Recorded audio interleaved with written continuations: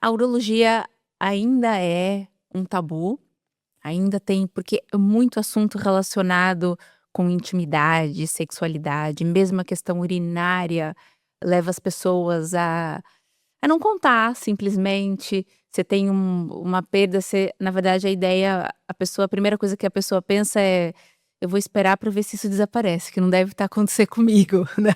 Verdade. Antes de pensar em procurar um especialista, e acaba se tornando uma área mesmo difícil para as pessoas. Sim, é difícil e muitos homens às vezes até têm problemas urinários e sexuais, e como não estão muito à vontade, é muito típico na consulta começarem pelos problemas urinários. Sim. Para ver, e pronto, Só tentar para ver se já perceber fica mais à se dá vontade, aí vai, não, a Claro, doutora até que é tranquila, se exatamente. calhar eu vou falar sobre aquele probleminha também. Exatamente. Exato. E a questão é que muitas vezes nem está relacionado se é homem, se é mulher, na consulta. O urologista, às vezes é o facto da pessoa colocar o doente à vontade Sim. e dar essa abertura para ele explicar as queixas. E depois o que acontece muito frequentemente, e que todos os médicos detestam, é que no final da consulta, já agora eu também tenho uma disfunção erétil e isto aqui não está a funcionar bem. Sim. E nós, tipo, a morrer por dentro, não é? Nós, ok, é pronto, outra já podia ter consulta. dito. Já podia ter dito desde o início. Desde o início, que para nós, mas Sim. é engraçado porque isto é a nossa visão. Porque nós falamos nisto todos os dias, Sei, mas é super difícil normal, para mas as para o pessoas, é doente não é. difícil, é. E portanto, eu compreendo perfeitamente que esse momento venha no final da consulta, o que, de alguma forma, também é bom no sentido que a pessoa se sentiu à vontade para falar sobre isso. E essa deveria ser a consulta ideal de urologia, que nem sempre acontece, Exatamente. não é? Nem Às sempre vezes uma acontece. consulta muito rápida, onde aquilo tudo, a pessoa não se sente à vontade e não vai falar. Sim, né? o problema, o grande problema, eu acho que é geral, não é só na urologia, acho que é nas várias especialidades, que é não há tempo. Ou seja, o não há tempo na grande maioria das consultas de urologia, são consultas de 10 minutos, um quarto de hora. Quer dizer, não dá. Ninguém nesse ritmo de consulta consegue estar tranquilo para falar de problemas urinários, sexuais, etc. Doentes que se calhar tiveram anos para ir a uma consulta. Não é uma emergência, estou com dor de garganta, olha aqui que eu tenho... É preciso realmente ter ali algum tempo de consulta, e eu vejo isto mais nas disfunções sexuais e na dor pélvica crónica. Há muitos doentes com dor pélvica crónica, dor escrotal, perineal, etc., que querem explicar ao urologista o que sentem, e o urologista muitas vezes pensa, isto não é nada, já tenho os exames todos normais e não sei o quê, alta, sai. E portanto a pessoa, o que eu noto muito na consulta é que a pessoa não se sente ouvida e compreendida. E muitas vezes eu não faço absolutamente nada na consulta, estou a ouvir o doente, e no final de ele explicar as queixas, diz assim: eu nunca tive a oportunidade de dizer isto.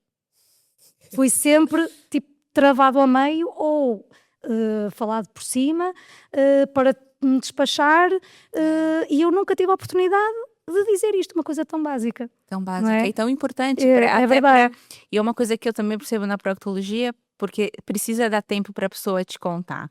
E às vezes a pessoa até fala: nossa, mas essa médica, nossa, a doutora Maria José é tão boa, ela que descobriu aquilo. Falou: não, foi você que contou. Exato. E para mim, já me disseram para mim: nossa, mas nunca ninguém descobriu que eu tinha isso. Mas você já contou para algum médico? Pois. Não, a doutora é a primeira. Exatamente por causa dessa falta de tempo e falta de abertura para que o paciente tenha a oportunidade e a confiança, porque a confiança de um médico e paciente tem que existir, e isso com essa medicina rápida, isso se perdeu, e isso tem que se voltar a ter, né, para a gente ter uma medicina de qualidade, porque não é só exames de alta tecnologia que fazem a medicina. Aliás, há muitas vezes que médicos que nem sequer fazem o exame físico e pedem exames que é para ser mais rápido. Quer dizer, isso a gente está a passar por cima da base da medicina, não é? Portanto, da parte clínica, isso é absolutamente óbvio. Agora, também há uma pressão exagerada nos profissionais de saúde para cumprir determinado número de doentes, especialmente no hospital público, mas em grandes hospitais privados também acontece a mesma coisa. Portanto, números,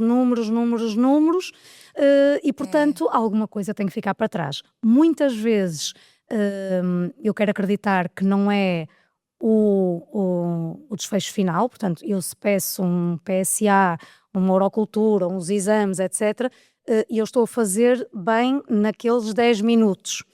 Mas o cuidado com o doente muitas vezes é diferente. Fica um pouquinho a desejar. É certo que em algumas consultas nós aos 5 minutos já sabemos o que é que o doente tem, já sabemos o que é para pedir, etc. Mas efetivamente esse cuidado, esse tempo é importante. O tempo às vezes é importante. Claro que quando temos centenas de doentes, e falo mesmo centenas de doentes em listas de espera, com cancros por diagnosticar.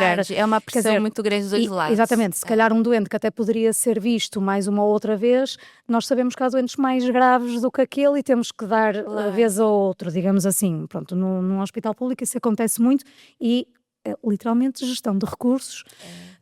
Pronto, mas efetivamente o que eu noto mais, não acho que faça nada de especial, mas às vezes o fazer alguma coisa de especial é simplesmente ouvir o doente. O que muita gente às vezes também não tem muita paciência e não é assim tão fácil quando se julga. E portanto eu acho que isso é fundamental, é termos tempo para ouvir o doente. Sim, o tempo da consulta é muito importante e isso eu acho que é uma coisa que vai fazer diferença. Faz toda a diferença depois do seu diagnóstico. E ter também uma equipa multidisciplinar. Por exemplo, na Liorsi, por exemplo, se eu quiser referenciar alguém para fisioterapia pélvica, para ginecologia, ou seja, esta parte é uma equipa, exatamente, porque depois a parte mais do pavimento pélvico está tudo relacionado. O pavimento pélvico está totalmente... Exatamente, é uma coisa que é difícil de tratar, exatamente porque requer várias especialidades. E, portanto, a ideia, efetivamente, destas clínicas, tanto a Liorsi como a Orohealth, etc., nós tentamos trabalhar exatamente em equipa multidisciplinar.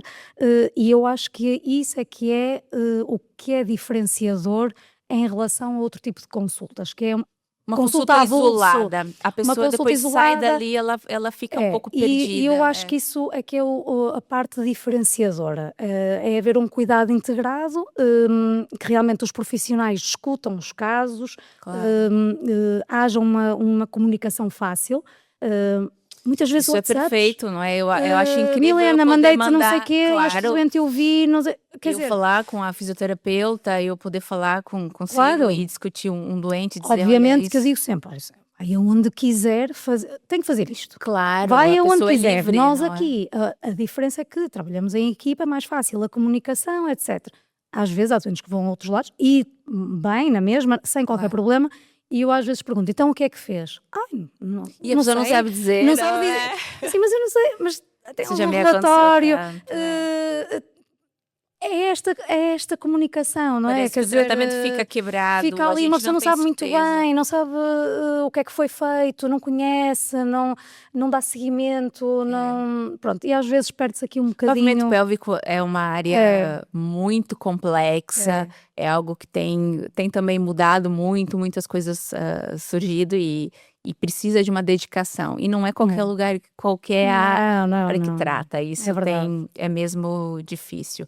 Mas ainda bem que estamos desenvolvendo, porque os doentes agradecem. Exatamente. Porque impacta muito em qualidade de vida. E eu acho que isso, no futuro, e as pessoas estão vivendo cada vez mais, né? A gente quer viver cada vez mais, mas a gente... E com qualidade de vida. A gente quer viver bem. Sim. A gente não quer só chegar aos 90 anos, a gente quer chegar fazendo as nossas coisas, não tendo que usar fraldas. E eu falo isso também da incontinência fecal, né? Que é algo que impacta, então, tremendo na vida das pessoas. Ainda mais tabu. Ainda mais tabu do que urinária.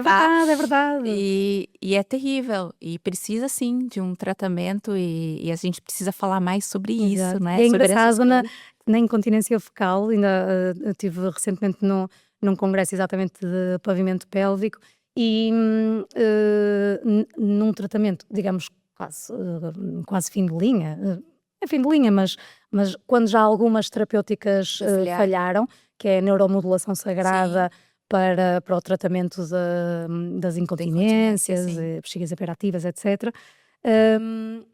Doentes que melhoraram muito da parte da incontinência urinária, que depois dizem ao médico: melhorei muito a incontinência urinária e também melhorei da incontinência fecal. Que nunca tinham dito. E nem tinham avisado que tinham dito. Portanto, só quando estão melhores é que percebem que de fato era um problema. Exatamente. Eu por acaso não costumo ver, não costumo ver muito esse tipo de doentes, mas achei engraçado realmente no congresso terem referido isso. Mas está muito relacionado, porque um dos exames que eu peço muito para avaliar a defecação e tudo mais, por exemplo, uma defecografia por ressonância, ele já vê a parte do compartimento anterior, que é a parte de bexiga e tal. E sempre tem ali alguma alteração, Exato. Eu vejo, eu falo, olha, essa aqui não é a minha parte, mas eu já vi que tem aqui qualquer coisa. Exato. Então, e aí de repente você vê também o útero, a vagina, tudo também tem aqui alguma coisa. Claro. Então tá tudo muito associado, não somos órgãos isolados, né? As coisas estão muito interligadas. E é importante também fazermos estes podcasts, falar sobre o assunto, portanto, dar conhecimento ao público, não é? Sim.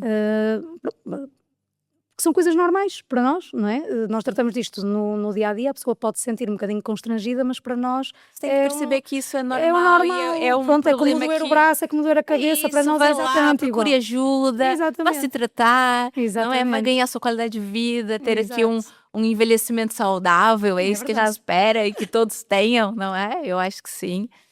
Olha, foi muito bom. Obrigada. Adorei, né? Achei que foi muito interessante a nossa conversa. Foi sim, senhor. Não é? Obrigada pelo convite, mais uma vez. Então encerramos mais esse podcast. Espero que vocês tenham gostado. Eu adorei, foi muito interessante. E fiquem aqui conosco, que vamos trazendo mais convidados, vamos trazer outros assuntos que vão ser realmente muito interessantes para a sua saúde, para que a gente informe cada vez mais sobre como se cuidar e como ter, sim, prevenção e cada vez mais saúde. É isso.